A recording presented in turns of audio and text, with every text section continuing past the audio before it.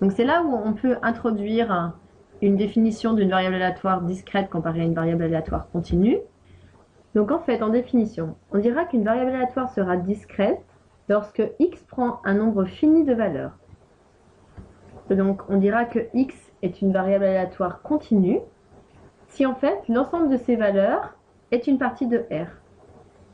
Donc dans notre exemple, la partie de R, c'était tous les nombres entre 1 et 10.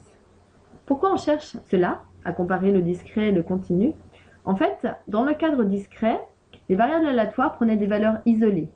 Donc par exemple aussi pour le lancer d'une pièce, je pouvais lancer une pièce 2-3 fois et donc soit j'avais pile 2 fois, soit j'avais pile face, soit j'avais face-face. Le problème c'est le jour où je veux avoir une variable aléatoire qui va mesurer une quantité par exemple du type 2,63 ou racine de 3. C'est-à-dire que en fait dans les domaines économiques et industriels, on est amené à étudier des variables aléatoires qui vont prendre, en fait, au moins théoriquement, n'importe quelle valeur de R. Donc par exemple, c'est le cas d'une variable aléatoire qui veut mesurer la durée d'un bon fonctionnement d'un équipement. Et en fait, on mesurait ça en jours. C'est-à-dire qu'on fabrique en grand nombre des séries de pièces et en fait, on veut savoir si notre machine elle a un bon fonctionnement. Donc dans ces cas-là, on sera amené à regarder l'intervalle 0 plus l'infini puisque en fait, on va mesurer des jours.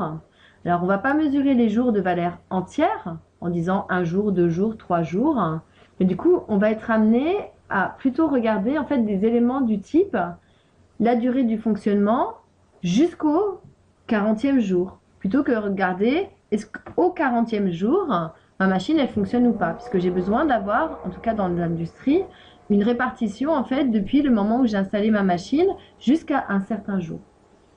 Donc c'est-à-dire qu'à ce moment-là, on va plutôt avoir à calculer des probabilités dans ce chapitre du type P de x inférieur ou égal, ou inférieur strict, on verra quelle est l'influence de la probabilité continue, égale quelque chose. C'est-à-dire que partant d'un moment 0 jusqu'à un temps A, est-ce que la probabilité sur une machine, elle est viable ou pas?